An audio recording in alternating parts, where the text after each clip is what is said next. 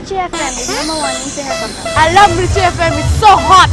Deke me lala, kai me hi. Tangi tauwa me.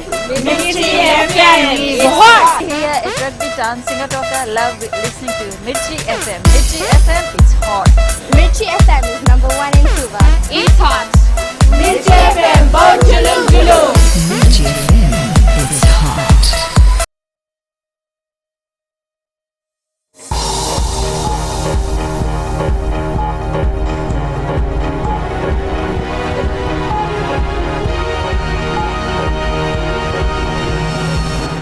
In this bulletin, Fiji First member Dr. Mahendra Reddy resigns from Commerce Commission to pursue political career.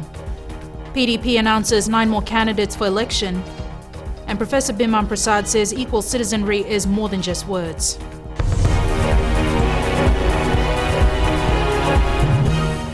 Good evening, I'm Jackie Spate and this is FBC News. Dr. Mahendra Reddy has resigned as the chair of the Fiji Commerce Commission after he was named as a candidate for the Fiji First political movement. Under the electoral decree, public office holders must resign in order to contest the elections. Dr. Reddy was appointed to the Commerce Commission in 2009. He says he's also taken leave as Dean of the School of Economics at the Fiji National University. The position of Commerce Commission is not by application, it's by appointment. So whichever the government is in power and if they want my services, at that point in time I'll think about it. But people have to move on in life. I've always said to my colleagues at FNU that FNU is not the end for me. Same applies to Commerce Commission, it's not the end for me. If you're good, if you're solid, you give name to institutions. Institutions don't give name to you. The Fiji First candidate confirmed resigning as a board member of the Reserve Bank of Fiji. 9 more candidates have been announced by the People's Democratic Party, taking the total to 22 so far. Former Fiji Labour Party member Suruj Martinand of Suva, retired Senior Police Superintendent Atunaisan Delai, Bar Advisory Councillor Sunil Dutt Sharma, and former Senior Prisons Officer Viliame Rambunembune are some of the candidates. The others are Raki farmer and social worker Ashok Kumar, Savu Savu businessman Munesh Chand, retired Navua head teacher Vijay Chand, retired school teacher of Rambi Anuna Takiambureti Takanana, and now Sori lawyer Sitiveni Rokanikonda. What we hope to do is to ensure that our candidates would cover the entire Fiji and that people in different districts would have the opportunity to vote for people who are actually from their districts other than voting for people in other districts. Unfortunately, the current electoral system that we have does not have constituencies, which will make members of parliament accountable for certain constituencies or areas in Fiji. Anthony says more candidates are expected to be announced by the end of the week. National Federation Party leader Professor Biman Prasad says simply calling everyone Fijian does not guarantee equal citizenry. He was speaking on FBCTV's For the Record last night. National Federation Party has never said that we want to bring GCC back. Equal citizenry and a common identity have become a leading issue as we draw closer to the elections. Under the 2013 Constitution, every Fijian is called a Fijian, but the NFP questions whether this has translated into everyday life. When you talk about equal citizenry, you talk about equal opportunities for all our citizens in government, state institutions. Now this government and the Prime Minister himself and many others, who talk about equal citizenry must explain other state institutions, for example, the composition of the military, for example, the composition of the civil service, for example, the composition of senior government appointees. Professor Prasad has said his campaign is focused on issues such as the economy, employment, social service reforms, and doesn't follow the same trend as most political parties. However, he did point out in the show that the NFP will allow E-Toke leaders to decide the future of Fijian administration. This is also stated in the party manifesto. It is a sensitive issue. It needs to be handled with care, even if people are dissatisfied with what's in the Constitution. It is not a matter for me right now to jump the gun, like some other political parties have done that, because we need a very quiet, calculated, decent dialogue about how we can move forward. The NFP leader also says while he has never been in parliament or led a political party, he has experience in politics and managing an economy. Ritika Pratap, FBC News. Coming up after the break, Muslims around the country mark the end of Ramadan with Eid celebrations.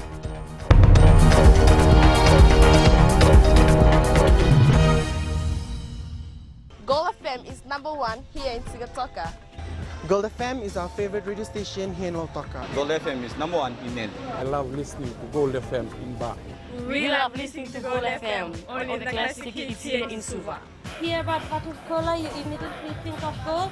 I'm Josephine Sabi and I love hearing Gold FM. Gold FM, only the classic hits.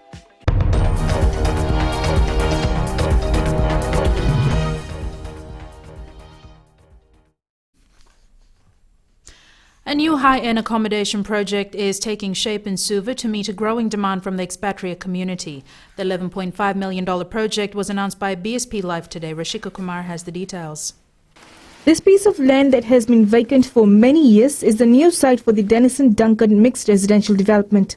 Situated on a 2-acre block of land in a prime location, this development will provide 5 high-end executive residences with individual swimming pools, 6 by 2 bedroom townhouses and 4 by 3 bedroom townhouses. The rental is expected to be over $6,000 a month. Nyanga says there is a lack of exclusive residential accommodation close to the CBD and many corporate organizations settle for lesser standard homes at high rental costs. Security will be the main feature at the residences. There'll be security, fully secured premises, fully gated, and CCTV control with physical security guards also. The high-end homes have their own single pools, so basically it's quite a high-end aspect and fully secured internally also. The architectural firm Design Hut designed the homes and construction is currently being carried out by Karthika Construction and Plumbing Limited. The project is expected to be completed by this time next year. Rashika Kumar, FBC News. Thousands of Muslims around the country are celebrating Eid, marking the end of 30 days of fasting and prayers. Shireen Lata reports. For Muslims, today is about spreading joy and love. It's also an expression of gratitude for life and health granted by Allah. It also means that month of fasting from sunrise to sunset has now ended. It's a message of unity. We must have unity amongst ourselves and we must live together as a people, our friends, our neighbors, and invite them at our place and let them come and enjoy the Eid. It's a day for celebration, it's a day for meeting your families, having sweets, samay. I'd like to tell everyone to have a very happy Eid, and Eid is usually celebrated after the sighting of a new moon. This is a practice followed by our prophets and the Tabi'in and the Sahabas, and I think all the Muslims should celebrate Eid as it is a very stupendous occasion for us. Ramadan is regarded as a pillar of the Islamic faith. Apart from fasting, Muslims also avoid arguments or losing their temper, swearing or other sinful acts. People visit families and friends to join in the celebrations, and no Eid would be complete without delicious save of samai. During this festival, everyone comes together to celebrate it. Even the sick, the poor, everyone share the joy.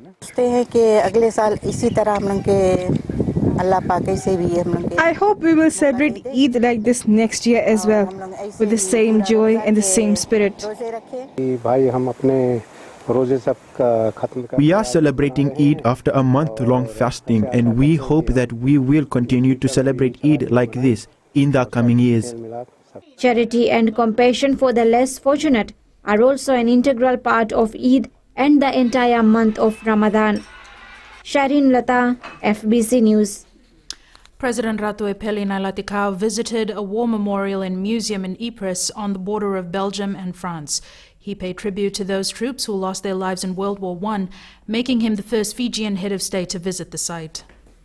Ratu Epeli, who is expected to attend the 100-year anniversary of World War I, was received at the town by its mayor, who highlighted the bravery by Fijians, not only in the war but during other times of conflict. Ratu Epeli was reminded how more than 100 Fijians left Fiji to help rebuild the town and later served on the front line during that war. He also placed a wreath at the war memorial during a solemn ceremony just a few hundred meters from the town hall. He later visited the burial site of other Fijians who died serving during the war. One of the graves belonged to Taviuni native Lekima Mua. Outgoing Indian High Commissioner to Fiji, Vinod Kumar, was farewelled by the Foreign Ministry in Suva today. Kumar was appointed to the position in 2010 and has been actively involved in cultural exchange programs and community development in Fiji. Present at the farewell were the Minister for Foreign Affairs Ratu Inoke Kumbombola and members of the diplomatic corps. When I came here, then I realized that India and Fiji have a bond which is not just merely a bond as developing nations or being part of Asia, but it goes much deeper because our people have similar aspirations. And on most issues, the concerns that our peoples have are also very similar. And there was a lot we could work on together, and we indeed did. A 35-year-old man of Nasinu has been sentenced to 16 years imprisonment for raping a 4-year-old girl last year. The perpetrator raped the victim in the early hours of the morning. He was caught after the victim's mother noticed injuries. The girl was brought into court to give evidence and retold her ordeal while sitting on her father's lap. Court records state she was too shy to speak openly in court and could only whisper to a court clerk in giving evidence. Judge Justice Paul Madigan has put a restraining order against the perpetrator, who must serve 15 years behind bars before being eligible for parole. Police are searching for a teenager who's been missing for 3 weeks. Inoke Yanuyanutawa, a Form 3 student at a prominent boarding school in Suva, hasn't shown up for classes since about the 9th of this month. Teachers contacted his guardian on Wednesday, but by then Yanuyanutawa had already been missing for 2 weeks. Police spokesperson Atunaisa Sokomuri says there is a team looking for the youth, while another is investigating the circumstances of the disappearance. Yanuyanutawa is from Matadaudau village in Tailevu. And it's Monday Night Sports now. Here's Jamie with the latest. Good evening. In sports tonight, local rugby powerhouse Nandrunga threatens to boycott Skipper Cup semi-finals and the latest results from the Commonwealth Games. Details after the break. Mirchi FM is #1 in Singapore. I love Mirchi FM. It's so hot. Deke me lala, kai me high. Tangi tauwa me. Mirchi FM is hot. Here at Rugby Town, Singapore, love listening to Mirchi FM. Mirchi FM, it's hot. Mirchi FM is #1 in Suva. It's hot. Mirchi FM, bo julum julum. Mirchi FM, it's hot.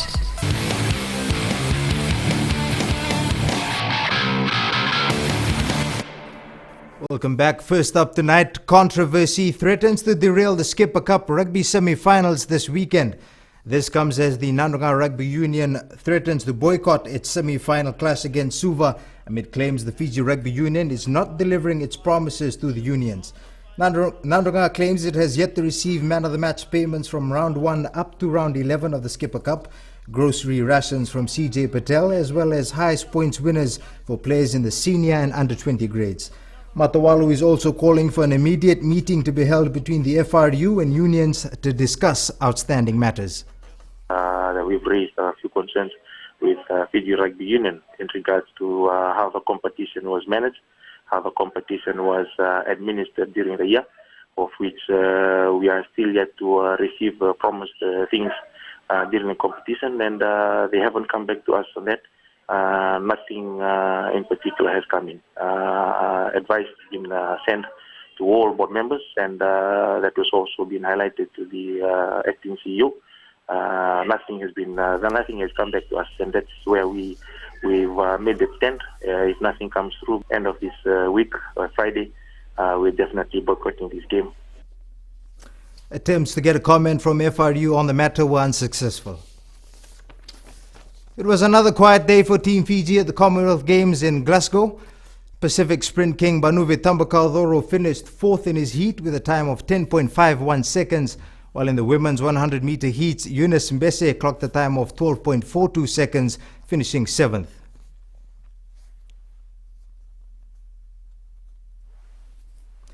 Meanwhile, in lawn bowls, Fiji lost to Malaysia in the quarterfinal of the women's fours event 23-8, while the men's fours team defeated Kenya 17-7. In the men's singles, Fiji's Samuel Atui defeated Pakistan's Muhammad Shahzad 21-16. While in weightlifting, Julia Timi could not advance the snatch after she was unsuccessful with clean and jerk.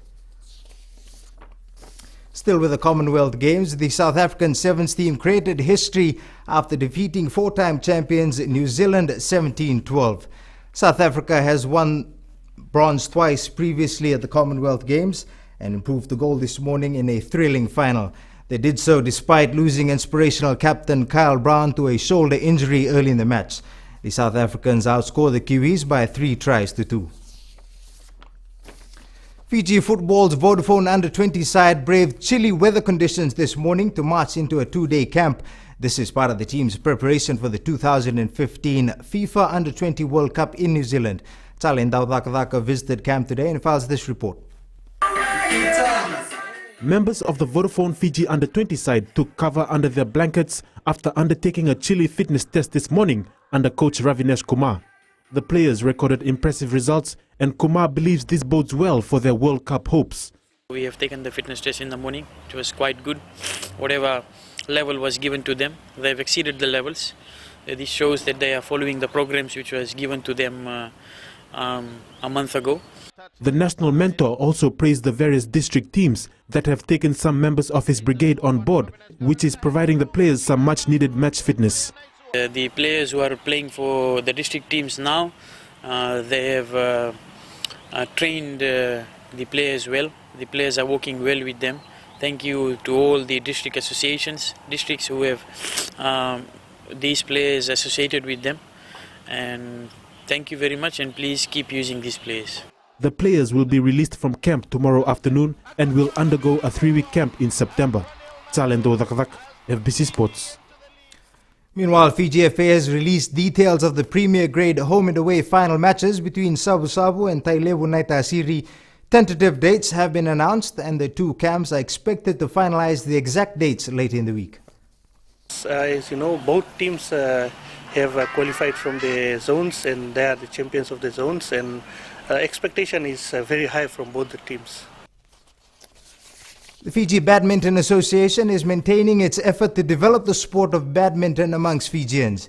In a move to boost exposure, the association will host a singles tournament at the Yetsen School Hall tomorrow evening. 32 players will be taking part in the tournament, competing in 3 categories, from beginners to the more seasoned players. Actually, we want to take this badminton, Fiji badminton, into another level where more people are participating on events and more internationally recognized players to build from Fiji, and to motivate them to come to a sport where they physically and mentally keep fit, and to take this actually the badminton into another level in Fiji. The competition will start at 6 p.m. That was your sports for tonight. Good evening.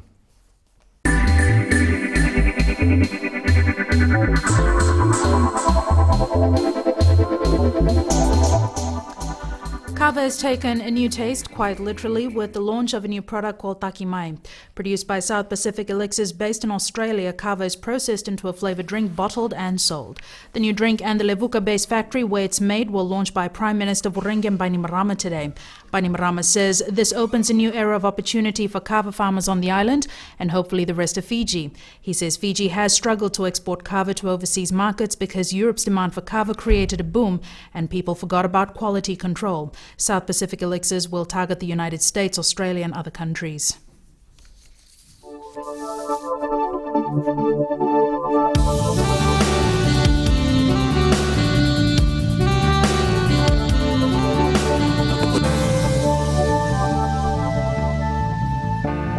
It's that time again, weather with Trish.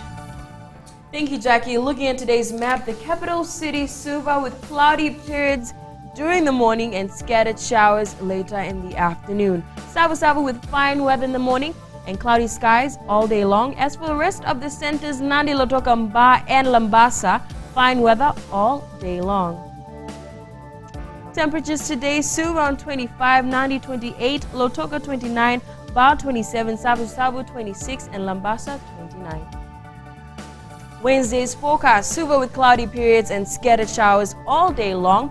Savu with a chance of fine weather in the morning and cloudy skies later in the day. All the rest of the centers with fine weather all day long. For Mariner's southeast winds 15 to 20 knots and moderate seas. Image of the day taken by Maika Mode, picture shot after 5 minutes leaving Nathovi Bay. Thanks so much for that, Trish. Recapping our headlines, Dr. Mahendra Reddy has today resigned as chair of the Commerce Commission to pursue a career in politics with Fiji First. People's Democratic Party has announced 9 new candidates with more names expected later this week. A National Federation Party leader, Professor Biman Prasad, says equal citizenry is more than just words. Now onto our Fijian Speak segment. The question this week: what makes a good leader?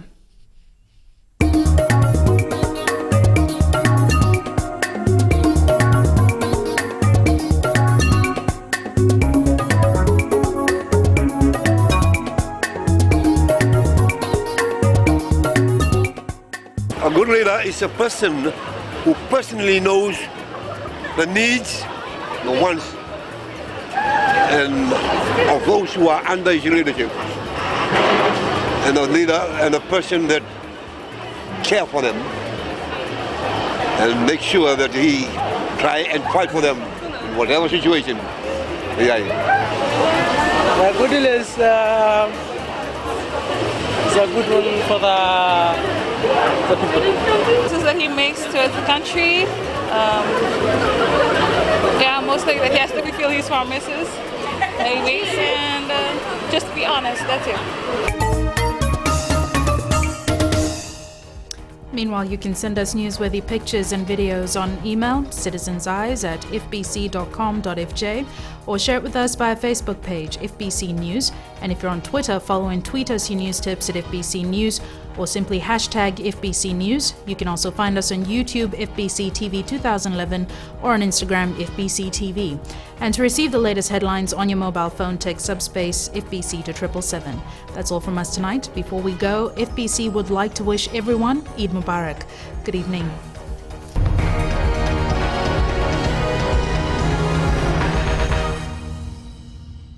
Gold FM is #1 here in Sigatoka. Gold FM is our favorite radio station here in Lautoka. Gold FM is #1 in Nen. I love listening to Gold FM in Ba. We love listening to Gold FM, only the classic hits here in Suva. Hear about bottled cola, you immediately think of gold. I'm Josephine Sabi and I love hearing Gold FM. Gold FM, only the classic hits.